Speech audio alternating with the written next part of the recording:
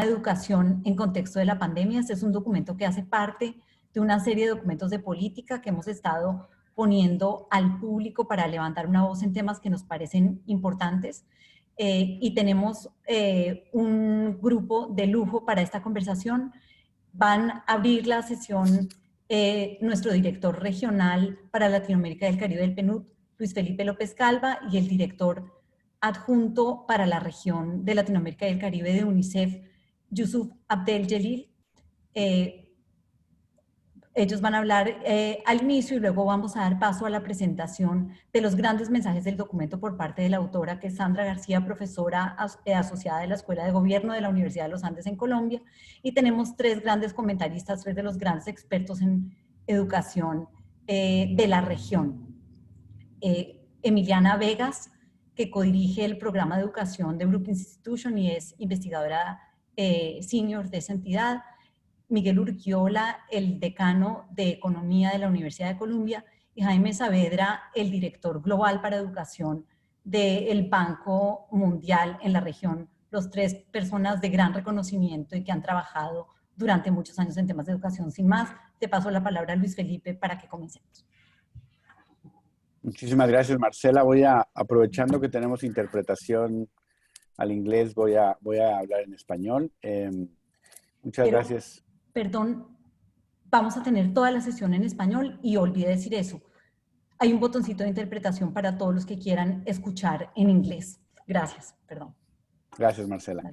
No, gracias a todos, de verdad. Solo voy a mencionar tres cosas para dejar paso al panel, que es donde está el contenido. Tres cosas muy breves. La primera, agradecer muchísimo a UNICEF, a Yusuf, que ha sido rebautizado en el grupo de directores regionales como Pepe. Así que gracias, Pepe. UNICEF está en una transición de liderazgo y gracias por la confianza. Hemos hecho una colaboración muy buena y vienen muchas cosas más juntos. Gracias por eso. Como PNUD, segundo, decirles que obviamente el enorme interés que ha despertado el panel solo puede ser atribuible a la importancia del tema y a la calidad de los panelistas. Entonces, muchísimas gracias, Emiliana, Jaime, Miguel, de verdad por ser parte de esto, y obviamente gracias a Sandra por el trabajo para producir este paper. Y tercer punto es, como saben, es un paper de la serie de documentos de política como respuesta a COVID que hemos lanzado desde hace unos meses bajo la coordinación de la Chief Economist regional, Marcela Meléndez. Han sido muy exitosos. Han tenido decenas de miles de downloads y estamos entonces, como ustedes saben, anunciando que los vamos a publicar en 2 volúmenes, que estaremos anunciando muy pronto una selección de estos papers. Entonces, el tema de educación obviamente tiene impactos sobre productividad a largo plazo, ya hay estimaciones sobre el potencial impacto. Tiene un impacto enorme sobre la desigualdad, estamos ya profundizando desigualdades por el tema del impacto de esta crisis sobre la educación, no solamente hoy, sino el impacto que va a tener sobre la desigualdad con la que vamos a salir y vamos a enfrentar en los próximos años. Y el tercer elemento es la resiliencia. Yo creo que tiene un impacto enorme sobre la salud mental de niños, de niñas y sobre los hogares en general. Entonces, realmente creo que es un tema central y de ahí la importancia de tener esta conversación. Le dejo el micrófono a Marcela para escuchar la intervención de Yusuf y de ahí pasamos al panel. De verdad, muchas gracias a todos por ser parte de esta conversación. Muchas gracias, Luis Felipe. Yusuf, por favor. Muchas gracias. Como lo ha dicho Luis Felipe, yo me llamo Yusuf Abdel Jalil y soy Pepe para ustedes. Y tienen que aguantar un moro hablando castellano a este nivel de la jornada. Pero muy buenas tardes a todas y todos virtualmente presentes, socios, aliados y participantes en este importante evento. Es para mí un verdadero honor ser parte de tan distinguido panel conformado por colegas y connotados expertos del PNUD, del Banco Mundial, de la Academia. Mis saludos a la distinguida expositora Sandra García, distinguida experta panelista Emiliana Vegas, distinguidos expertos panelistas Jaime Saavedra y Miguel Urquiola y distinguida moderadora Marcela Meléndez. Agradezco de verdad a Luis Felipe López Calva, amigo y socio de UNICEF, que siempre ha reconocido la importancia que nuestras dos organizaciones trabajan en colaboración frente a objetivos comunes. Hoy estamos aquí como parte de tal proyecto. Valoramos la invitación que nos hiciera Luis Felipe para ser parte de la serie de documentos de política frente al COVID-19 a través del desarrollo de una línea de artículos dentro de la serie que destaque los desafíos de políticas de preocupación y ocupación en materia de políticas con foco en el cumplimiento de los derechos de la niñez y adolescencia en un escenario post, o debería decir, con COVID-19. En nuestras oficinas regionales nos hemos hecho eco del liderazgo de nuestros directores ejecutivos globales, UNICEF y PNUD, los cuales están apostando hacia una colaboración a escala de impacto innovadora, o sea, con muchas apuestas en materia de colaboración y en particular una región como la nuestra que durante los próximos años seguirá lidiando con las consecuencias del COVID-19. Voy a ser breve y solamente algunas palabras ligadas al objetivo 4 del desarrollo sostenible. Digo que en este marco me gustaría destacar que todos los niños, niñas y adolescentes tienen derecho a una educación inclusiva, de calidad, independientemente de su condición social donde viven o la condición económica de sus familias. Esto significa no solamente tener acceso a oportunidades educativas, sino también que éstas se traduzcan en resultados de aprendizaje relevantes. Ya antes del COVID-19, la región de América Latina y el Caribe enfrentaba grandes retos relacionados con el acceso equitativo, la calidad y la pertinencia de la educación, y es evidente que estos desafíos se hayan visto agravados por el impacto del COVID-19. Esto puede resultar en lo que el secretario general de las Naciones Unidas ha calificado de catástrofe generacional para referirse a los efectos de la pandemia sobre las y los estudiantes, ya que el cierre prolongado de las escuelas a nivel global tendrá efectos incalculables en el desarrollo humano de la actual generación de estudiantes, comprometiendo los progresos realizados en los años anteriores y exacerbando las desigualdades existentes. Y luego me gustaría, para terminar, decir tres palabras. Primero, decir que es imprescindible que se planifique con urgencia la reapertura de la escuela, tomando en cuenta todas las consideraciones epidemiológicas y de salud, a la vez de salvaguardar el interés superior del niño. El cierre de las escuelas de estos meses supuso también la interrupción de servicios esenciales, incluyendo los servicios de alimentación escolar y de prevención y detección de violencia y maltrato, afectando también la protección de la niñez. Es, por lo tanto, esencial asegurar la reactivación y continuidad de estos servicios en beneficio, sobre todo, de los niños, niñas, adolescentes más excluidos. Esta crisis es una oportunidad para reimaginar, reconstruir un sistema educativo inclusivo que cierre las brechas y contribuya a desarrollar el máximo potencial de todos los niños, niñas y adolescentes de la región. Muchas gracias por su compromiso y su contribución en este espacio de intercambios. Muchas gracias. Muchas gracias, Yusuf. Con esto le vamos a dar el espacio a Sandra García. Sandra, si nos puedes compartir tu pantalla. Tenemos previstos 20 minutos para que nos cuentes los grandes mensajes de este trabajo. Perfecto, Marcela, muchas gracias. ¿Ven mi pantalla? Lo primero es pues agradecer inmensamente al PNUD y a UNICEF por haber comisionado este estudio, y un agradecimiento muy especial a Marcela por todo su apoyo en este momento, en todo este proceso, y un saludo muy especial a todos los panelistas. Como dijo Marcela, un lujo tenerlos en este espacio. Pues este mapa básicamente que es de UNICEF lo comparto para ilustrar la situación tan dramática y efectivamente catastrófica en la que estamos en este momento. Cerca de 138 millones de estudiantes en América Latina y el Caribe van a completar 7 meses con los colegios cerrados en el mes de octubre. Solamente tenemos 8 países en la región con los colegios completamente abiertos y apenas 6 con una apertura parcial. muy parcial. Uno de ellos es Colombia o Brasil, en donde realmente son muy pocos los colegios que están comenzando a abrir y tenemos la gran mayoría de los países con cierre de escuelas a nivel nacional. Esto, por supuesto, trae implicaciones en diferentes dimensiones, varias de ellas ya Pepe las mencionó. Quiero resaltar una de ellas, justamente es un estudio que realizó el Banco Mundial hicieron una simulación sobre las pérdidas en aprendizaje a nivel global. Y en América Latina, pues, el estudio planteó 3 escenarios, un optimista que era un cierre de escuelas de 3 meses, un escenario intermedio de cierre de escuelas de 5 meses y un escenario pesimista que tristemente es el que se va a cumplir este mes con un cierre de 7 meses, con una implicación muy grave, y es que antes de la pandemia teníamos aproximadamente el 53% de los estudiantes por debajo del mínimo de lectura.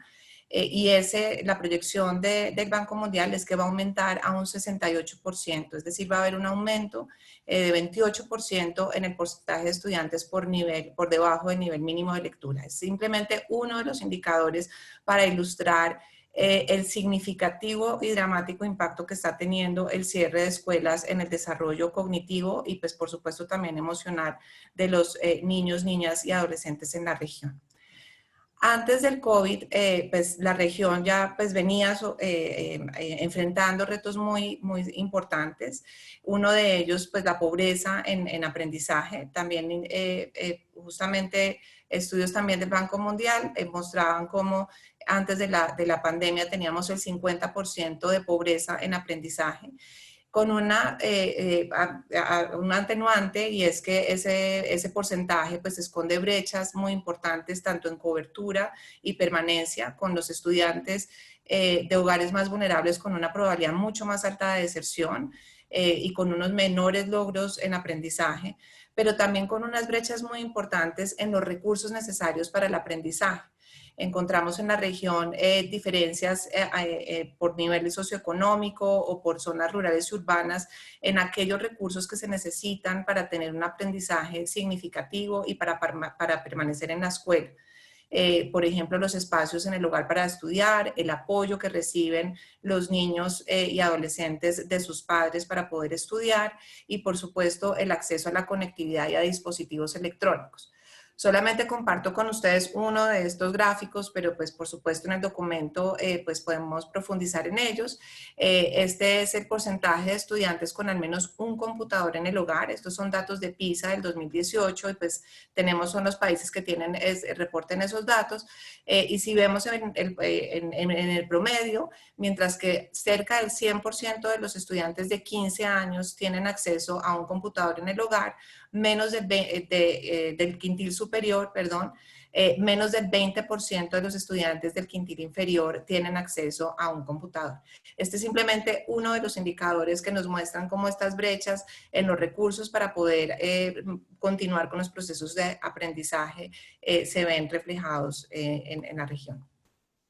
¿Cuáles son los impactos potenciales de la crisis en el sistema educativo? Lo que se prevé son impactos en diferentes dimensiones. La primera de ellas, por supuesto, en los estudiantes. Ya mencioné la pérdida en aprendizaje. Pepe mencionaba las grandes afectaciones que puede haber en salud mental. Ya tenemos algunos indicios en la región sobre mayor riesgo de ansiedad, depresión y estrés en niñas, niños y adolescentes. Y por emergencias anteriores sabemos que ese puede ser un riesgo muy importante. También afectaciones en la salud física, hay un mayor riesgo de maltrato y agresión física por las condiciones de confinamiento que hay en los hogares, y también un mayor riesgo de embarazo en adolescentes por el cierre de escuelas, mayor riesgo de inseguridad alimentaria porque se ha perdido pues la oferta de este servicio al cerrar las escuelas, y un mayor riesgo de deserción y de trabajo infantil que tiene que ver con este otro fenómeno o este otro impacto potencial, que es el choque económico que están sufriendo las familias.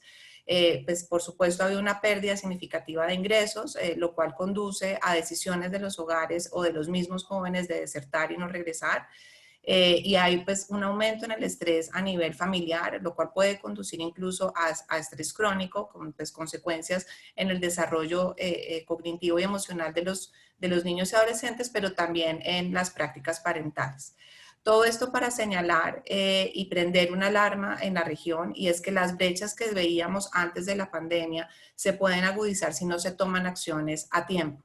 Y acá es un llamado a tomar las acciones a tiempo y pues digamos, como una mirada también optimista a poderlo hacer si nos concentramos en ello como región. Es importante reconocer que los países de la región implementaron o han implementado estrategias de emergencia desde que se produjo la emergencia sanitaria. Y los países han implementado estrategias de educación a distancia con diferentes plataformas, tanto digitales como análogas, complementándolas con el uso de tecnología móvil en el caso de no tener, para aquellos estudiantes que no tienen acceso, por ejemplo, a computadores, con el uso de WhatsApp o de mensajes de texto. Hay varios países que también han han implementado estrategias de apoyo emocional mediante guías tanto a docentes como a padres de familia. Y ha habido ciertos esfuerzos también por mantener programas de alimentación en varios de esos países. Sin embargo, muchas de estas estrategias tienen varias limitaciones. Primero que todo, muchas de estas estrategias fueron implementadas y diseñadas como estrategias de emergencia. Yo creo que nunca nos imaginamos que esto fuera a durar tantos meses. Primero. Segundo, como señalé anteriormente, pues estas estrategias no necesariamente llegan por igual a todos los estudiantes. La efectividad de la puesta en marcha de estas estrategias depende de muchos de los recursos con los que cuentan los estudiantes, y pues estas deficiencias en cobertura de la educación a distancia y las estrategias que se han puesto en marcha, sumado a las brechas que teníamos antes de la pandemia, implican un riesgo inminente en la ampliación de brechas educativas en la región. Por lo tanto, nos enfrentamos frente a un reto, y es diseñar una hoja de ruta para evitar la ampliación de estas brechas y dar un salto en el mejoramiento de la calidad educativa en América Latina y el Caribe. Y es justamente eso pues lo que quiero compartir en el resto de la presentación, y es la propuesta de una ruta que obviamente tiene en cuenta que la gran heterogeneidad que hay en la región, y pues lo que trato de hacer es señalar los puntos más importantes que considero se deben tener en cuenta, y que por supuesto será maravilloso escuchar y complementar con las ideas que traigan nuestros grandes panelistas. La primera, y de hecho así lo mencionó Pepe también, es planear la reapertura con un sentido de urgencia. Entendiendo que no todos los países van a poder abrir al 100% las escuelas y que esto va a depender de las condiciones de cada país, pero es fundamental planear de manera detallada y rigurosa desde ya la apertura de las escuelas. Y eso implica definir lineamientos claros sobre cuáles son los requerimientos que deben cumplir las escuelas para una reapertura segura. Para ello hay diferentes documentos que menciono en el documento, varios de ellos diseñados incluso por UNICEF y por UNESCO, en donde hay diferentes condiciones para esa reapertura. Una de ellas tiene que ver con todo el tema de distanciamiento físico. Por supuesto que requiere un número máximo de estudiantes por un espacio, tener una distancia mínima entre estudiantes y entre profesores y estudiantes, algunas reglas y mecanismos para tener para la alimentación y para el transporte. Todas estas reglas, por supuesto, van a depender de la infraestructura con la que se cuente a nivel de cada escuela, y si las escuelas no cuentan con una infraestructura para poder tener el 100% de los estudiantes con estas condiciones de distanciamiento, pues va a requerir cierta priorización en cuanto a las edades o los grados de entrada, o algunos esquemas de turnos entre los estudiantes. Y esto va a ser importante para el siguiente punto que va a tener con la organización del servicio escolar. El segundo punto tiene que ver con condiciones de higiene y de prevención en salud, en donde por supuesto el más importante, uno de los más importantes, es el tema del lavado de manos, para lo cual por supuesto se requiere tener disponibilidad de agua en las escuelas. Y lo tercero, pues criterios de apertura y de cierre, definir muy claramente cuándo se va a abrir una escuela y cuándo se va a cerrar. La decisión de la apertura de las escuelas va a depender siempre en cada país, e incluso en cada ciudad o localidad dentro de cada país, de las condiciones epidemiológicas a nivel local y de la capacidad de las escuelas para abrir. Por lo tanto, es muy importante realizar un diagnóstico rápido sobre la capacidad de la reapertura y poder diseñar rutas de continuidad del servicio educativo según el contexto. Para ello, creo que se deben tener en cuenta, he definido, digamos, una tipología de escuelas según, primero, la capacidad de la escuela para abrir, según su capacidad para cumplir con estos lineamientos de la distancia, de proveer agua para lavado de manos, etcétera.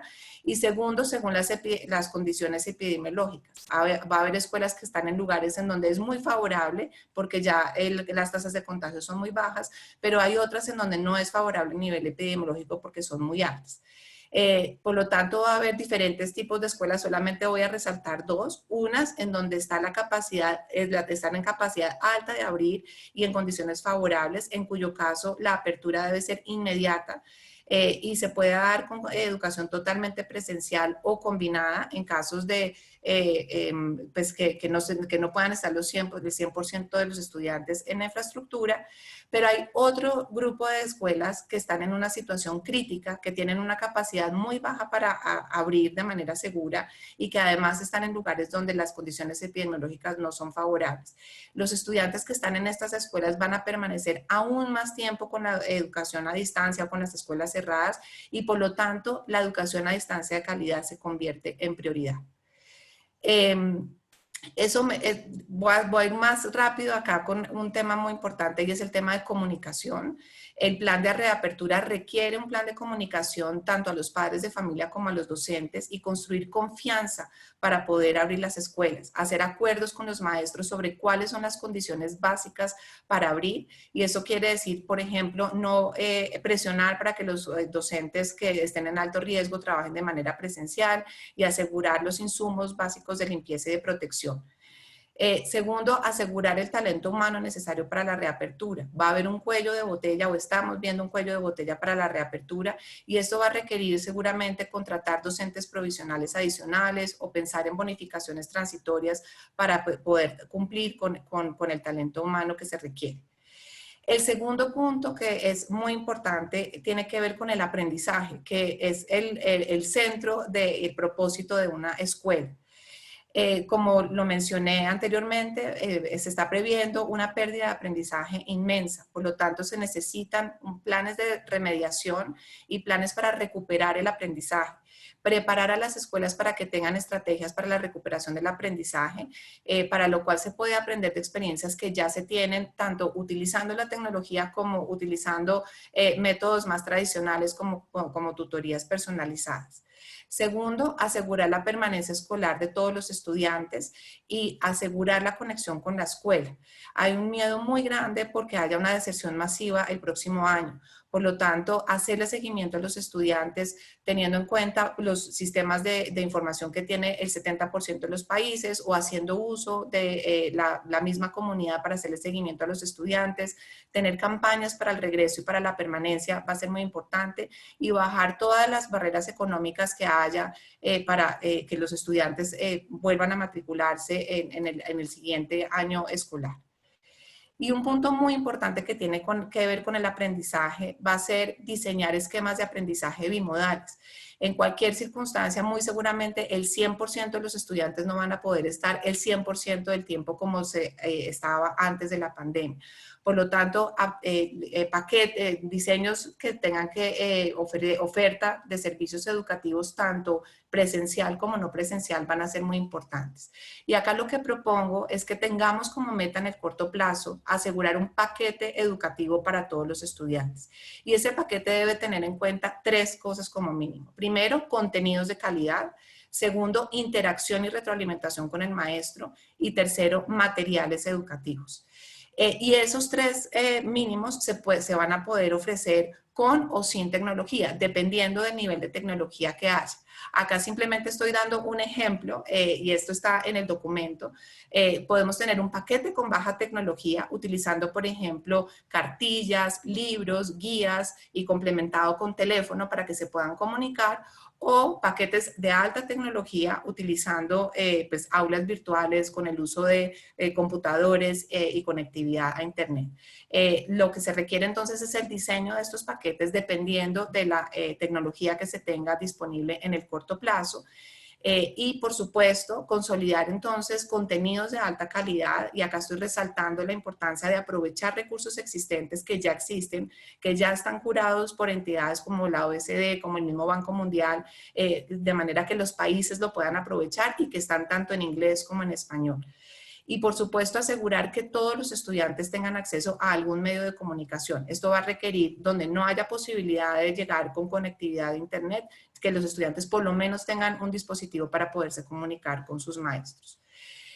Llegar a esto obviamente va a pasar por fortalecer los programas de formación y acompañamiento a los maestros, y por fortalecer los programas de orientación a las familias, que también profundizo en el documento cómo hacerlo, y donde señalo también aprovechar recursos existentes que también han sido consolidados por entidades, por ejemplo, como la UNESCO. Un tercer elemento en esta ruta es mantener el rol protector de la escuela.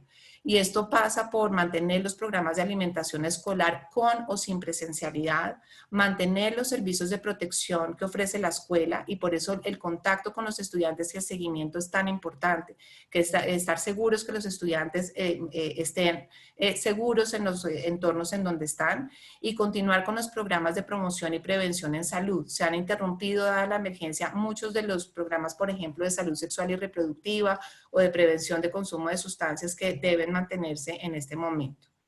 El cuarto eje en esta ruta, y que también lo mencionaban al inicio, tiene que ver con asegurar el bienestar emocional de la comunidad educativa. Y esto pasa por tres puntos importantes. Mantener las orientaciones que se le están dando a los padres de familia con estrategias de autocuidado y con maneras de levantar alarmas en caso de que sus hijos estén pasando por un problema emocional importante. Y ahí de nuevo, hay ya recursos existentes que los países pueden aprovechar y que se han ido construyendo a lo largo de esta emergencia. Lo segundo es apoyar a las escuelas para que cuenten con estrategias para incorporar en el currículo estrategias que promuevan el desarrollo de habilidades socioemocionales y bienestar emocional.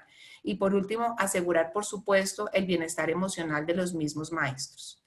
Finalmente, hay dos ejes que son transversales. El primero tiene que ver con la financiación y la coordinación. Y aquí me parece muy importante dejar un mensaje sobre la importancia de proteger al máximo los presupuestos en educación y asegurar que el monto en términos absolutos se mantenga o que incluso crezca. De lo contrario, se verá comprometido el desarrollo humano de toda una generación en el largo plazo. Lo segundo es conformar mesas intersectoriales, porque muchas de estas intervenciones van a requerir de agua potable y saneamiento, de protección infantil, de telecomunicaciones. Por lo tanto, mesas intersectoriales donde haya coordinación de los presupuestos y de la planeación en el corto y mediano plazo va a ser fundamental. Y buscar alianzas con organizaciones tanto de la sociedad civil, del sector privado, para aprovechar de alguna manera el know-how que se ha construido en los años y las capacidades existentes que tienen algunas instituciones, por ejemplo, para poder ampliar la planta docente. Esto a su vez es una oportunidad para promover la cooperación de diferentes países en la región. Unos están mucho más avanzados que otros, unos han desarrollado tecnologías, contenidos y estrategias que se pueden compartir para que como región podamos fortalecernos. Y finalmente es manejar esta emergencia con una visión de largo plazo. Esta crisis también puede ser una oportunidad para nosotros como región y transitar hacia un sistema que asegure el aprendizaje de todos independientemente del lugar de nacimiento. Es un gran reto que tenemos y de ahí la importancia de pensar en tres elementos. Lo primero, cerrar la brecha digital en el mediano plazo y buscar que haya una universalización de la cobertura en Internet. Segundo, consolidar un modelo educativo centrado en el aprendizaje, de manera que todas las inversiones que hagamos en tecnología estén muy orientadas hacia cómo se van a conectar con la escuela y con el aprendizaje. Y tercero, consolidar un cuerpo docente de alta calidad, de manera que las inversiones que se hagan en formación docente en este momento estén orientadas con esa visión. Y quiero dejar para finalizar esta invitación, y es a centrar la discusión en el bienestar presente y futuro de los niños, niñas y adolescentes, y hacer todo lo que esté al alcance para garantizar su desarrollo cognitivo y emocional. Pues creo que está en juego toda una generación y la invitación es entonces a unir esfuerzos para que la próxima generación pues no sufra estos daños irreparables. Muchas gracias. Muchas gracias, Sandra, y muchas gracias porque estuviste en el tiempo. Le vamos a dar la palabra a Jaime Saavedra, director global de educación del Banco Mundial, para que nos cuente cuáles son los grandes mensajes que rescata y qué querría sumar a esta conversación. Adelante, Jaime. ¿Me escuchas? Sí, Listo. perfecto. Muy bien. Muchas gracias, Marcela, y muchas gracias a Luis Felipe y a Pepe. Me encanta el apodo de un moro hablando en español, con acento de España, hay que notar.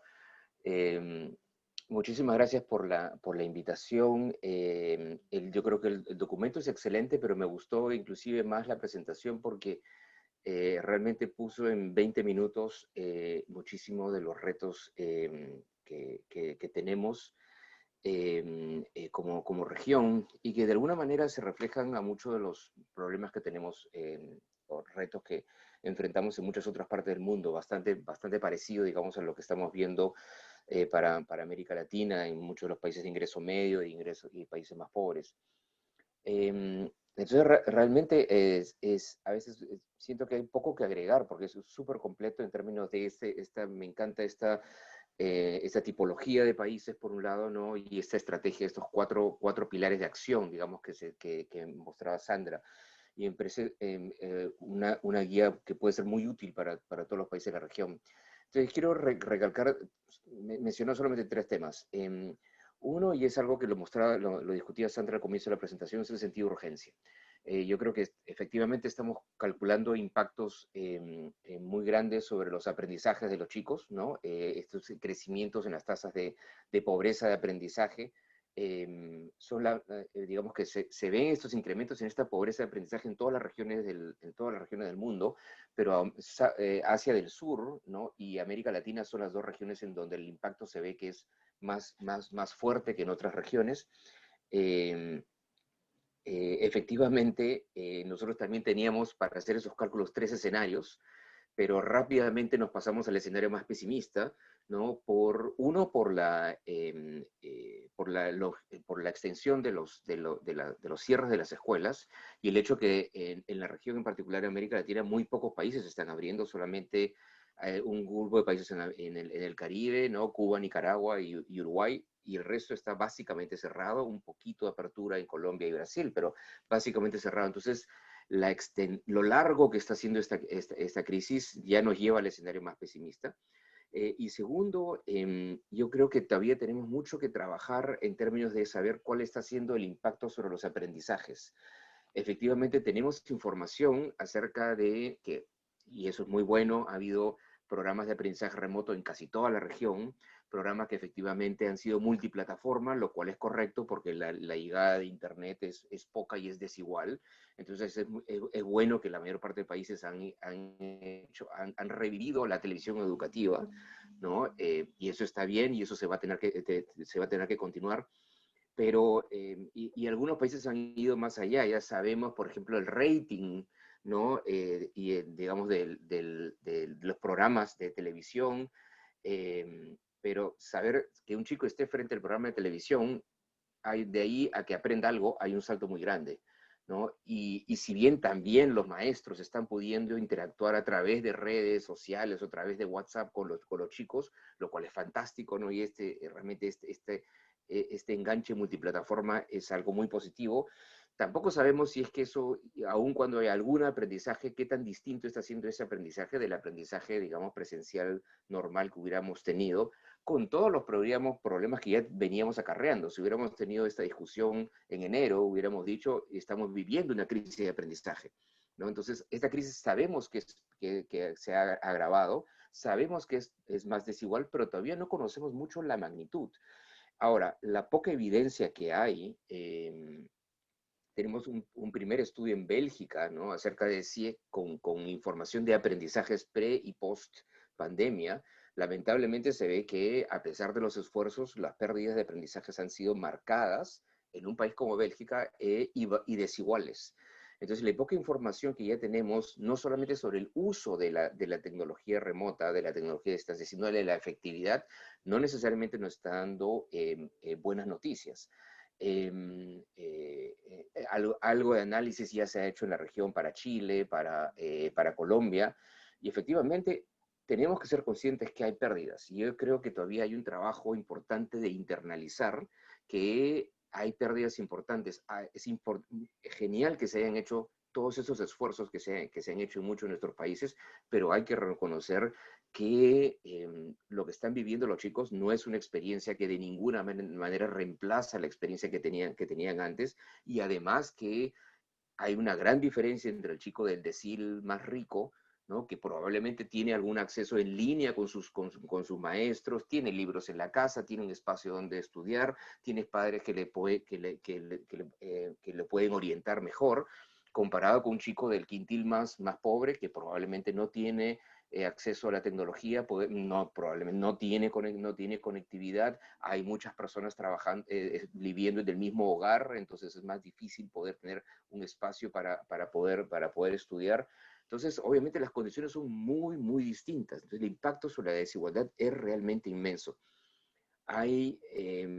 Idealmente, qué bueno sería si esta fuera una crisis que pudiera tener un fin claro, que pudiéramos decir, teníamos una pandemia, se acabó la pandemia, ahora regresamos a un nuevo estado de la naturaleza. Ese lamentablemente no es el caso, ¿no? La disponibilidad de una vacuna es algo que va a tomar tiempo. No existe una vacuna para niños. Los trials para vacunas para niños son muy, muy, muy pocos todavía.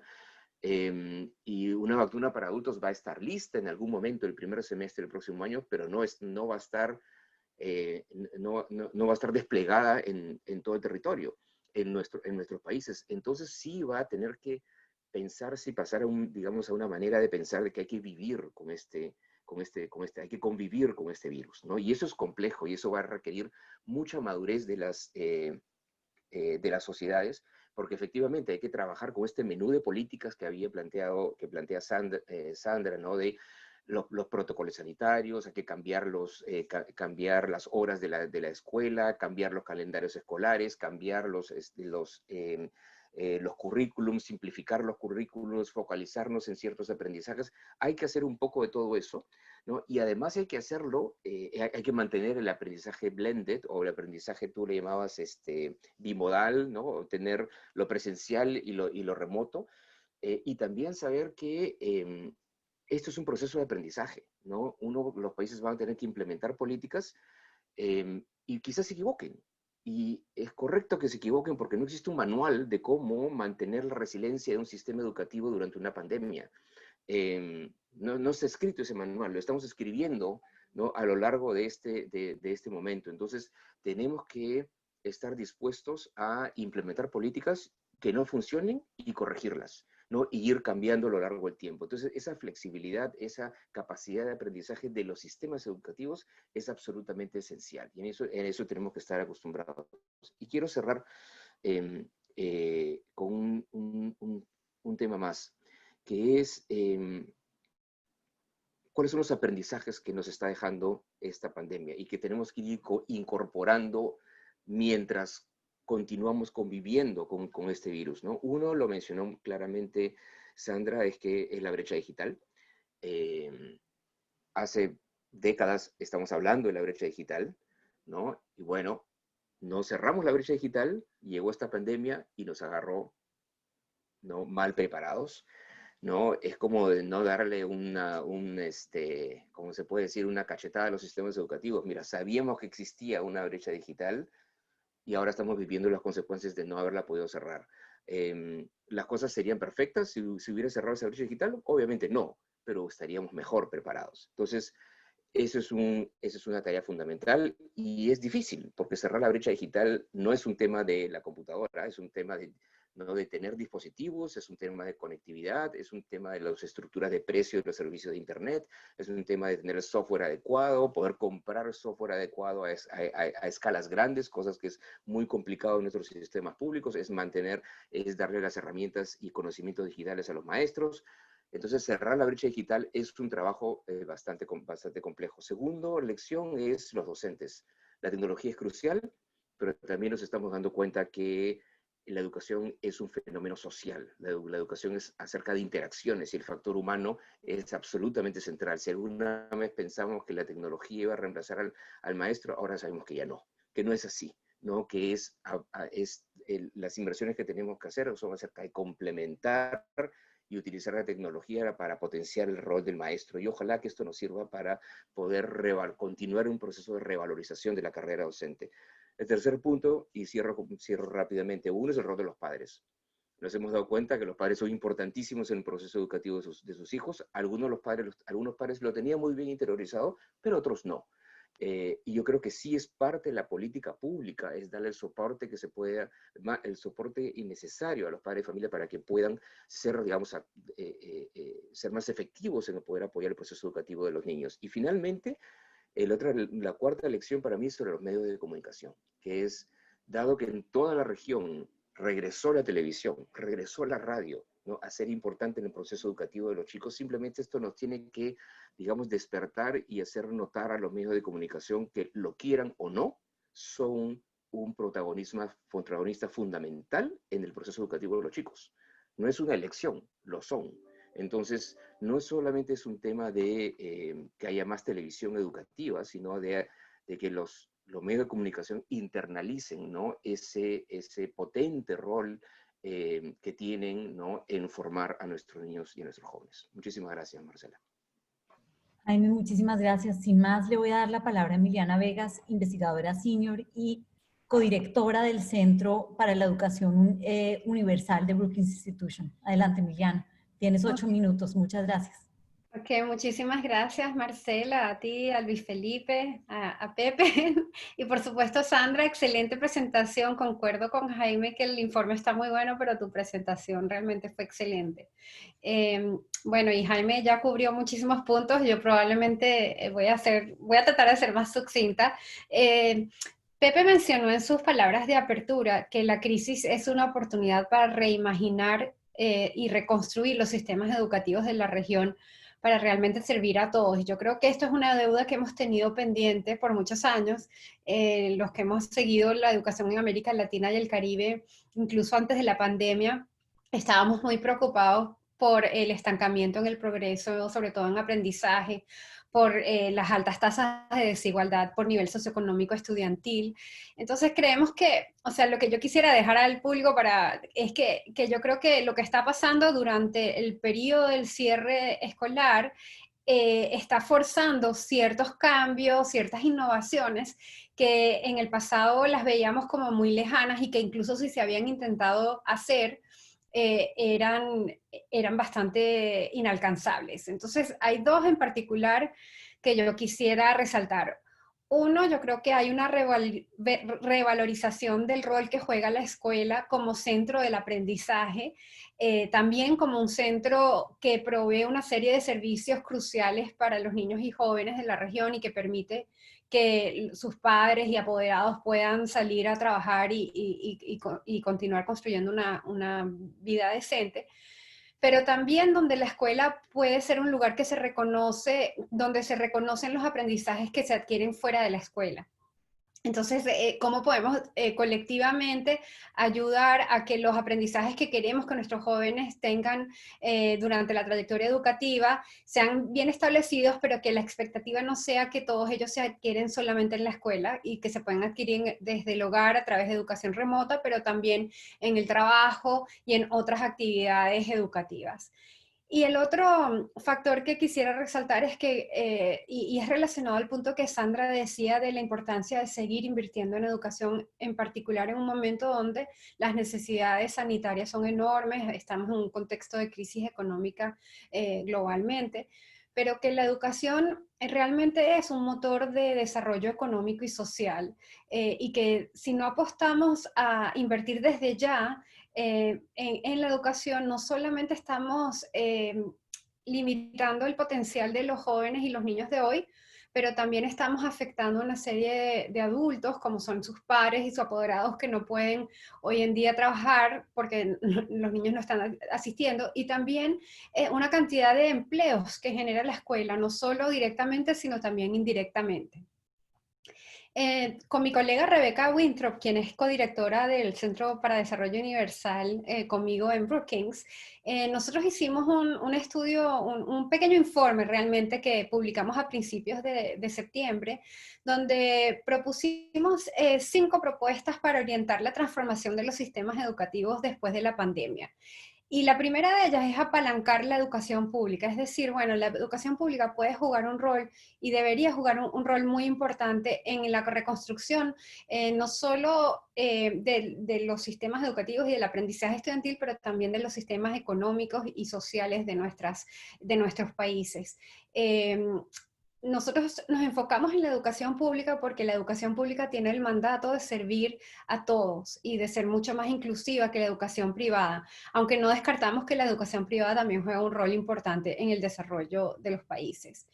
La segunda propuesta que nosotros decimos y que también creo que Sandra resalta es enfocarse casi de forma láser en el núcleo educativo, es decir, en las interacciones entre los estudiantes, los educadores y el material educativo, lo que se llama en inglés el instructional core, que es realmente la razón por la cual muchos de los esfuerzos en reformar los sistemas educativos, a nuestro juicio, han fallado, es porque no han realmente tenido en mente una teoría de cambio de cómo afectar este triángulo entre cómo el estudiante interactúa con el docente y con el contenido.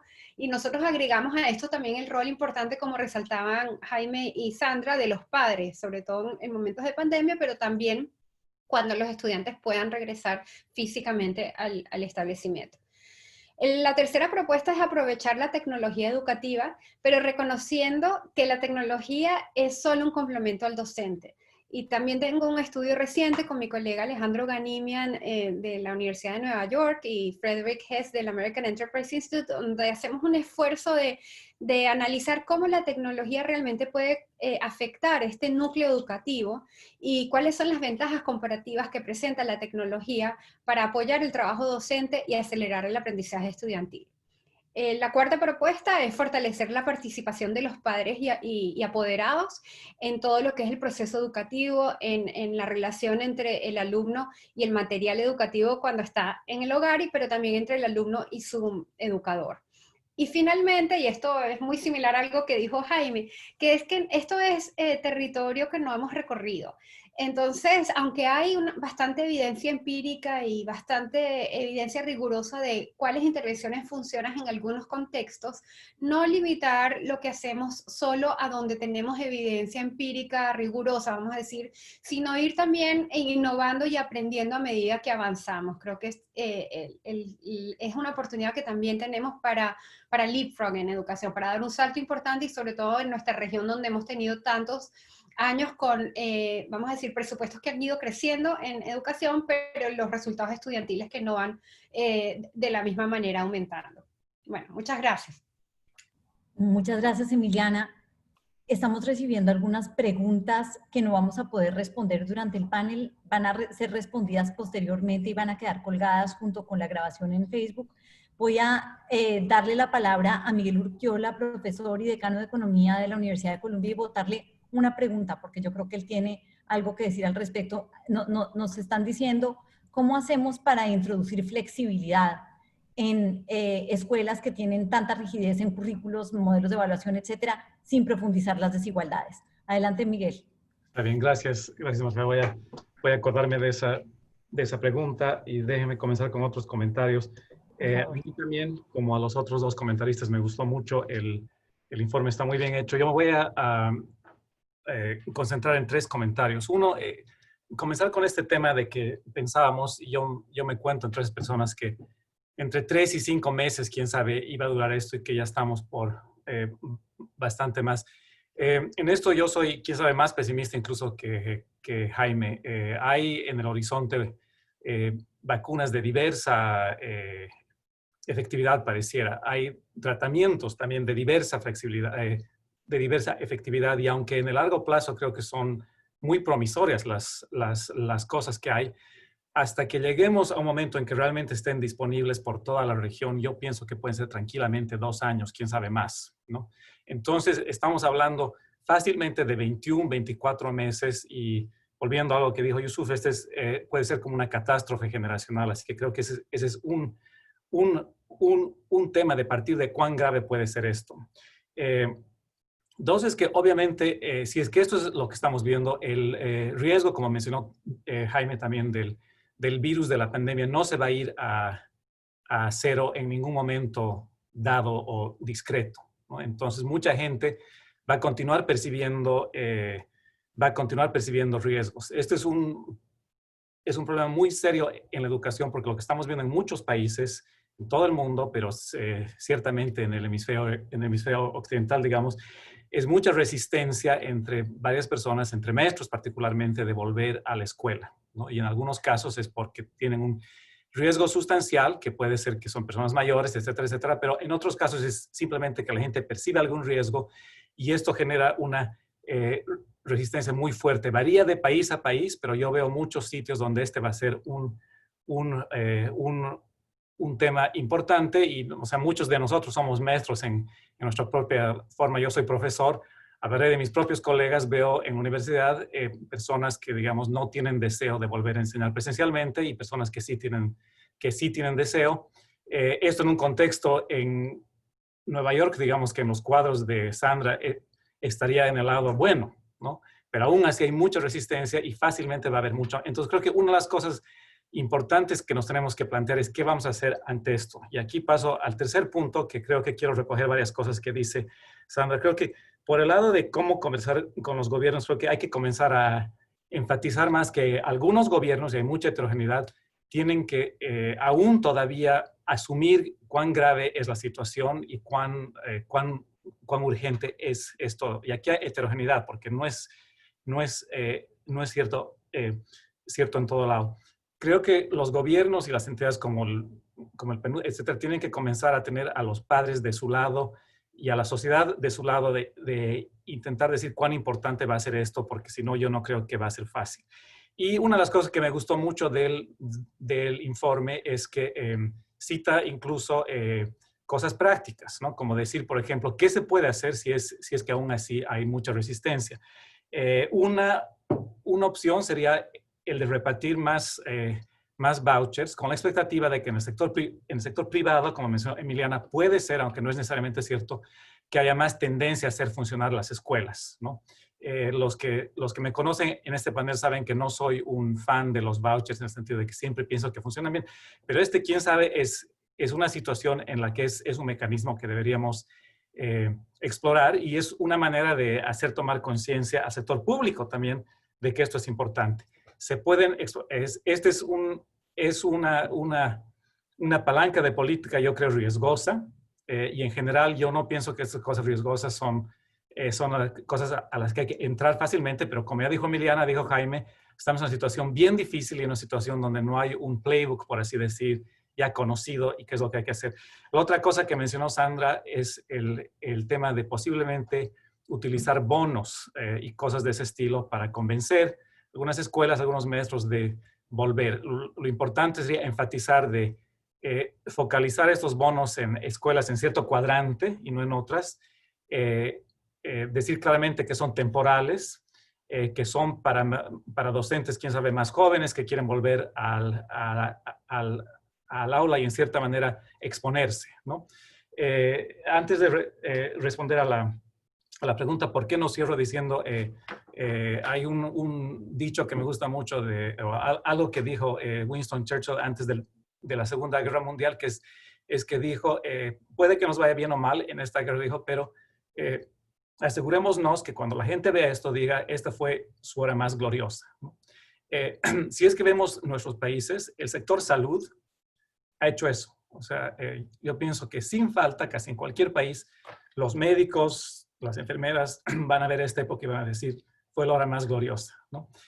Los educadores, yo debo decir, aún no estamos ahí. Y cada educador tiene que ponerse y decir, ¿qué vamos a hacer en el lado de las políticas? ¿Qué es lo que voy a hacer en el lado de mi propia aula?